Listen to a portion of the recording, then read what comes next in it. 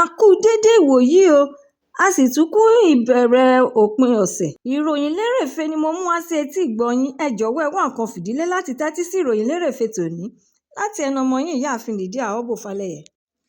kọmíṣánná ti State Women Affairs àti Social Development Eugenia Abdullahi ti ìpínlẹ̀ Edo ti sọ síta pé ìpínlẹ̀ àwọn ti ṣe àkọsílẹ̀ ẹ̀sùn ìwà búburú 70 ti ìbálòpọ̀ tí kò bá òfin mu pẹ̀lú ọmọ kékeré, èyí tí ìdá 50 nínú ìdá ọgọ́rùn-ún 50% dá lórí kí bàbá máa bá ọmọ bíbí inú rẹ̀ obìnrin lò pọ̀ débi pé ó di oyún. irú ìṣẹ̀lẹ̀ búburú yìí sì wà tí àwọn yanjú lọ́wọ́. ẹ̀kúnrẹ́rẹ́ ìròyìn eléyìí náà wà nínú ìwé ìròyìn The Nation. orílẹ̀-èdè Nàìjíríà àti ti United States ti jíjọ bẹ̀rẹ̀ ìpàdé láti wá ọ̀nà tí apá ìwọ̀ oòrùn ilẹ̀ adúláwọ̀, èyí tí wọ́n rí dájú pé àwọn orílẹ̀-èdè yìí ni wọ́n wà ní góńgó ọkàn àyà wọn láti kojú ìṣòro àìní òmìnira ẹ̀sìn, àìní ìfọwọ́sowọ́pọ̀ ètò ààbò tó péye, tí wọn kò tún lè ṣe àfihàn àwọn ọ̀daràn àbàyéjẹ́ ènìyàn tí wọ́n ń dá rògbòdìyàn wàhálà sílẹ̀ níbi gbogbo. ìgbésẹ̀ yìí wà ní ìbámu pẹ̀lú ìpele kejì ìpàdé ètò ìlànà ti US-Nigeria Joint Working Group tí ó wáyé lọ́jọ́rú ní Washington lábẹ́ ìdarí akọ̀wé ìpínlẹ̀ fún ọ̀rọ̀ òṣèlú Alison Uka àti àwọn aṣojú ilẹ̀ Nàìjíríà ti National Security Adviser NSA Malam Nuhu Ribadu kó lẹ́yìn lọ sí ibi ìpàdé náà, àti pé ìpele àkọ́kọ́ ìpàdé yìí ti kọ́kọ́ wáyé ní ìlú Àbújá ní ọjọ́ 22 oṣù kínní January 22 ọdún 2026 tí a wà nínú rẹ̀ yìí. ẹ̀kúnrẹ́rẹ́ ìròyìn eléyìí náà tún farahàn nínú ìwé ìròyìn This Day. olùkọ́ fún ẹgbẹ́ agbábọ́ọ̀lù ti àwọn obìnrin ilẹ̀ Nàìjíríà Super Falcons coach Justin Madugu ti rawọ́ ẹ̀bẹ̀ tí ó sì tún tọrọ àforíjì lọ́wọ́ gbogbo ọmọ ilẹ̀ Nàìjíríà lórí ìjákulẹ̀ àti àìpegedé wọn fún 2027 FIFA Women World Cup nípa gbígbà pé àwọn ṣe àṣìṣe àti pé àìní ìparí tó dára ló jẹ́ kí àwọn kùnà nínú ìdíje tó wáyé láàrin ẹgbẹ́ agbábọ́ọ̀lù obìnrin ti ilẹ̀ Nàìjíríà àti ti South Africa, èyí tí ó yọrí sí àmì ayò 2-1 2-1. ẹ̀kúnrẹ́rẹ́ ìròyìn eléyìí náà tún wà nínú ìwé ìròyìn Punch. àwọn olórí tí wọ́n sì tún lẹ́nu ní ẹkùn agbègbè Niger Delta lánàá òde yìí ni wọ́n ti kéde ìdúró wọn fún ààrẹ Tinubu ní ìlú Port Harcourt ìpínlẹ̀ Rivers nígbà tí wọ́n ṣe ìpàdé ìjíròrò lórí ohun tí ó ń ṣẹlẹ̀ ní agbègbè Niger Delta, èyí tí Midiko Environmental Development Initiative MEDI ṣètò rẹ̀ pé kí ààrẹ Bọ́lá Tinubu tètè yanjú afẹ́fẹ́ ìdọ̀tí tí ó ń bá àwọn ènìyàn agbègbè Niger Delta fínra, tàbí kí ó gbàgbé ìbò àwọn ènìyàn tí ó wà ní agbègbè náà nínú ètò ìdìbò gbogbogbò ti ọdún 2027. ẹ̀kúnrẹ́rẹ́ ìròyìn eléyìí náà tún farahàn nínú ìwé ìròyìn Leadership. nínú ọ̀rọ̀ àkọsílẹ̀ tí agbẹnusọ fún ẹgbẹ́ òṣèlú All Progressives Congress APC ẹ̀ka ti ìpínlẹ̀ Ọ̀ṣun Kọ́lá Ọlábísí gbé síta ní Ọjọ́bọ̀ ni ó ti sọ fún gbogbo ayé wípé Délé Ayégbọ́ tí ó jẹ́ ọmọ arákùnrin adarí àpapọ̀ fún ìpolongo ìdìbò ti ẹgbẹ́ òṣèlú APC Wọlé Òkè ní àwọn jàǹdùkú olóṣèlú yìn ní ìbọn ní alẹ́ Ọjọ́rú nítòsí ilé rẹ̀ tí ó wà ní agbègbè Ìdọ̀fin Ẹ̀sà Òkè ti ìjọba ìbílẹ̀ Òbòkun, tí ó sì ń gbé ẹ̀mí mì lójú ẹsẹ̀, ṣùgbọ́n tí ẹnìkejì rẹ̀ fara gbọ́ta, èyí tí wọ́n tètè gbé lọ sí ilé ìwòsàn tí àwọn kò fẹ́ dárúkọ níbi tí yóò ti lè gba ìtọ́jú tó péye. ẹ̀kúnrẹ́rẹ́ ìròyìn eléyìí náà wà nínú ìwé ìròyìn Vanguard.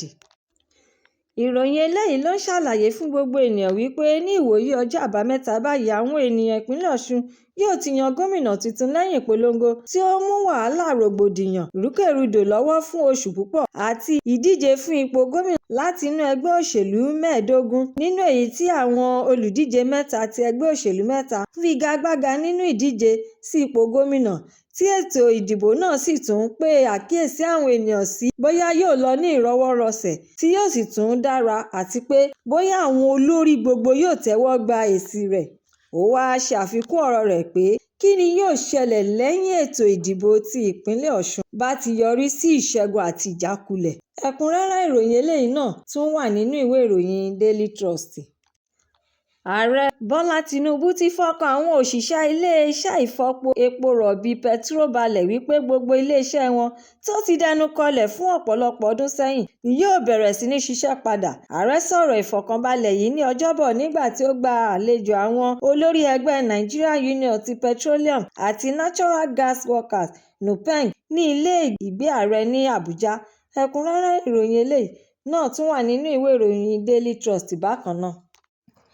Àwọn òṣìṣẹ́ tí wọ́n ṣiṣẹ́ ní inú ilẹ̀ 7 ni wọ́n gbẹ́mìí mì nígbà tí ibi tí wọ́n ti ń ṣiṣẹ́ nínú ihò ilẹ̀ dédé dà wó lulẹ̀ lé wọn lórí ní ìlú Kàsà, ìjọba ìbílẹ̀ Barkin-Ladi, agbègbè kan ní ìpínlẹ̀ Plateau. Albert Danlami, tí ó jẹ́ ọ̀kan lára àwọn ará ìlú náà, ló ṣàlàyé fún àwọn ilé-iṣẹ́ ìwé ìròyìn yìí pé nǹkan bíi agogo 7 alẹ́ 7 p.m. ní Ọjọ́rú tí àwọn òṣìṣẹ́ yìí ń ṣiṣẹ́ ní ahéré tí ó wà níbẹ̀ dédé bì wó lulẹ̀ lójijì. Ẹ̀kúnrẹ́rẹ́ ìròyìn eléyìí náà wà nínú ìwé ìròyìn Premium Time.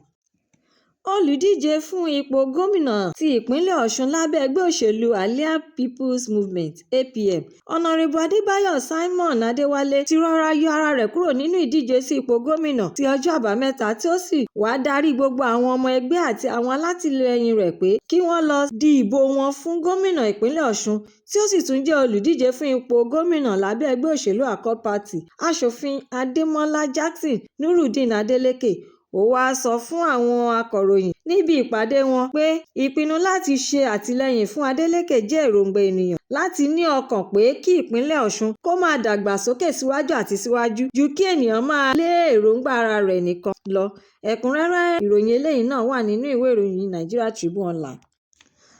Ọmọbìnrin àkọ́bí olóyè Joseph Eze-Okafor, oníṣòwò pàtàkì tí àwọn ajínigbé jí gbé tí ó sì tún jẹ́ alága fún iléeṣẹ́ Jesco Group, Blessing Eze-Okafor, ti fi ẹ̀sùn kan àbúrò rẹ̀ ọkùnrin tí orúkọ rẹ̀ ń jẹ́ Eberechukwu Eze-Okafor, tí gbogbo ènìyàn mọ̀ sí Jovi Zaza, wípé òun ni ó fi bàbá àwọn sínú ipò tí ó wà nípa gbígbé ìgbé ayé fàmílétèntutọ́, ọmọ bàbá olówó, ìgbé ayé yàfùnyàfùn, tí ó sì ṣe àfihàn rẹ̀ lórí ẹ̀rọ ayélujára àti alátagbà gbogbo. Ìgbé ayé yìí ló jẹ́ kí àwọn ajínigbé ní lérò pé olówó ni bàbá àwọn, tí wọ́n wá fi kún owó tí wọ́n fẹ́ gbà láti mílíọ̀nù lọ́nà ẹ̀ẹ́dẹ́gbẹ̀rin $700 million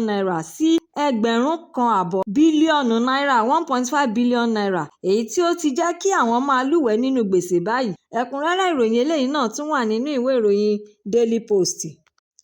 Ọ̀pọ̀lọpọ̀ àwọn ènìyàn pàtàkì àti jàǹkànjàǹkàn ní ilẹ̀ Nàìjíríà ti parapọ̀ tí wọ́n sì ń ké sí Ààrẹ Bọ́lá Tinubu láti tètè pa olórí ẹlẹ́sìn Mùsùlùmí Sani Yahaya Jingir lẹ́nu mọ́ lórí àwọn ọ̀rọ̀ àlùfàǹsá àtẹ̀jáde tí ó sọ nípa yíyan igbákejì rẹ̀ tí ó tún jẹ́ ẹlẹ́sìn Mùsùlùmí, èyí tí ó yọrí sí pé àwọn méjèèjì jẹ́ ẹlẹ́sìn kan náà, tí wọ́n wá ń tàbùkù àwọn ẹlẹ́sìn Kìrìsìtẹ́nì wípé ó lè yọrí sí wàhálà ẹ̀sìn kí ó sì tún jẹ́ kí ètò ààbò túbọ̀ burú sí ju bí ó ti wà tẹ́lẹ̀ lọ. Fani Káyọ̀dé, Rabiu Kwankwaso àti General Lucky Irabor ló ké sí Ààrẹ Bọ́lá Tinubu àti Sultan ti Sokoto láti kìlọ̀ fún Jingir àti Ahmad Gumi lórí ọ̀rọ̀ búburú tí wọ́n sọ síta sí gbangba ìgboro wáyà ayé. Ẹ̀kúnrẹ́rẹ́ ìròyìn eléyìí náà wà nínú ìwé ìròyìn The Guardian.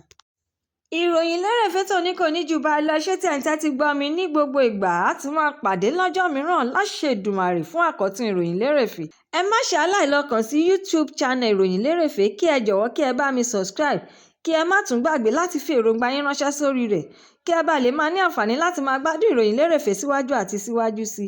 Ẹ ṣé mo dúpẹ́. Ó dàbọ̀.